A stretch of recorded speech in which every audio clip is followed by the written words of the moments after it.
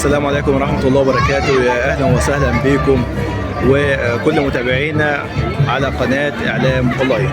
طبعا احنا النهاردة متواجدين في معرض القاهرة الدولي للكتاب، وكمان بنعمل فيديو لايف كده بحيث ان احنا يعني نقول لكم على الأجواء الجميلة اللي هي موجودة في معرض القاهرة الدولي للكتاب. ان شاء الله يعني انا حابب ان انا اقول لكم على مجموعة من الرسائل كده كانت بالنسبة لي مهمة ان احنا نوضحها.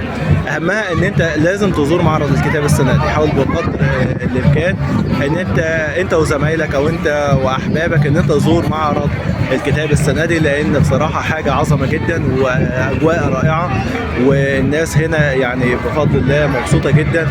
يمكن الكتب غالية شوية بسبب الازمات الاقتصادية اللي بيمر بها العالم كله، لكن هتلاقي ان في دور عرض كتير، ويعني مكتبات كتير عامله تخفيضات كويسه ممكن انت تستعين بيها.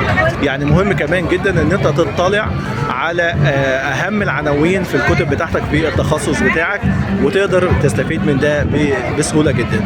الحاجه الثانيه ان في اجنحه كتير بتعمل ندوات وفعاليات مهم جدا ان انت تطلع عليها.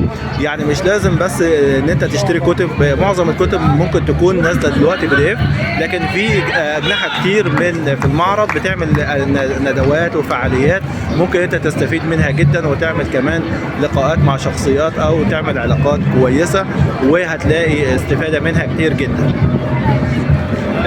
الحاجة الأهم من كده برضو إن هي خروجة حلوة، يعني الأجواء هنا كويسة جدا وجو مناسب إن أنت تكون متواجد وتكون موجود معانا في المعرض، وأجواء حلوة والناس بتتصور والناس يعني جايبة أطفالها وكل أحبابها هنا بحيث إن هي تستفيد زي ما أنتم شايفين كده.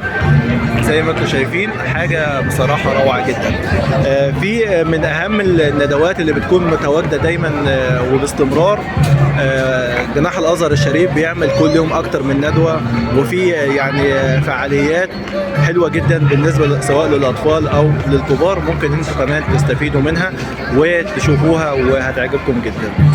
كنت حابب اعلق كمان على تعليق بعض الناس، يعني بيقولوا ان انت نزلت صورة على الفيسبوك وكمان نشرتها اللي هي صورة صلاة الجمعة من ارض المعارض، وانا شايف ان الصورة لها دلالات كبيرة جدا مش صورة عادية، لان الامم كلها مهم جدا ان هي تكون عندها ايمان بالله وكمان مهتمية بالعلم. فالصورة دي تجسدت فيها حاجتين مهمين جدا، وبصراحة يعني انا كنت مستمتع بالصورة دي اللي هي الايمان بالله وكمان المحافظة على الصلاة وأمور الدين وكده، بالإضافة إن هي تكون في معرض الكتاب وحرص الناس إن هي تكون عندها دافع للقراءة ودافع إن هي تعرف وتتعلم وتستفيد.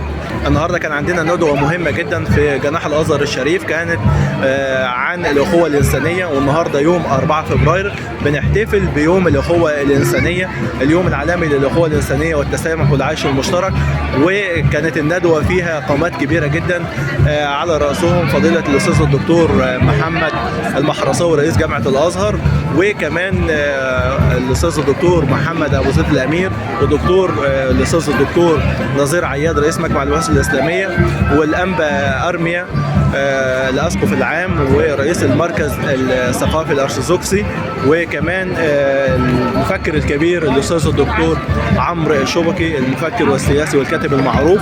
وتناولت جوانب الأخوة الإنسانية، وكمان يعني كان فيها شغل كويس جدا عن اليوم العالمي للأخوة الإنسانية، وإزاي احنا لابد ان ثقافة الأخوة الإنسانية والحوار والتعايش المشترك تكون سيدة بينا في المجتمعات بتاعتنا، بحيث ان احنا نحيا حياة سليمة.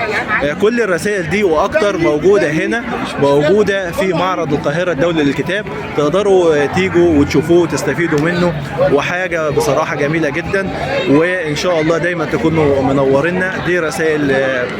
دي رسائل حبيت ان احنا نوضحها في الفيديو ده، ودايما اشوفكم في رعاية الله، والسلام عليكم ورحمة الله وبركاته.